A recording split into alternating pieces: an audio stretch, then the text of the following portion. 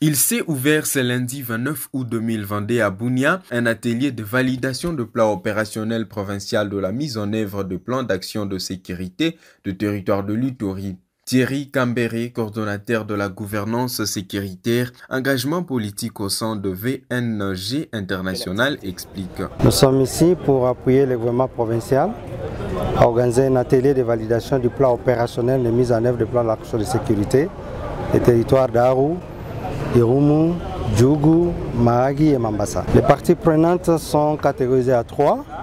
Il y a des délégués du ministère national de l'Intérieur, il y a des délégués de la province, les cabinets politiques, les administrations, c'est-à-dire les divisions, et il y a aussi des délégués du niveau local, du niveau du territoire.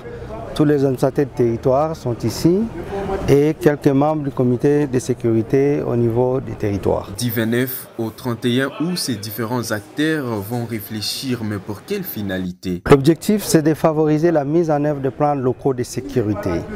Parce que dans tous les problèmes sécuritaires qui se passent, les responsabilités sont à plusieurs niveaux. Il y a le niveau local, le niveau provincial et le niveau national. Pour favoriser la mise en œuvre de plans locaux de sécurité, pour s'attaquer aux causes des problèmes sécuritaires, il fallait que les responsabilités soient partagées entre les autorités locales, les autorités provinciales et les autorités nationales. Et la particularité, c'est que le plan d'action de sécurité, ce n'est pas seulement un document, mais nous essayons de soutenir les autorités nationales, provinciales et locales à mettre des actions en œuvre pour s'attaquer réellement aux causes, même si ça peut prendre le temps que ça peut prendre, mais quand même que les acteurs se mettent à l'œuvre pour s'attaquer aux causes.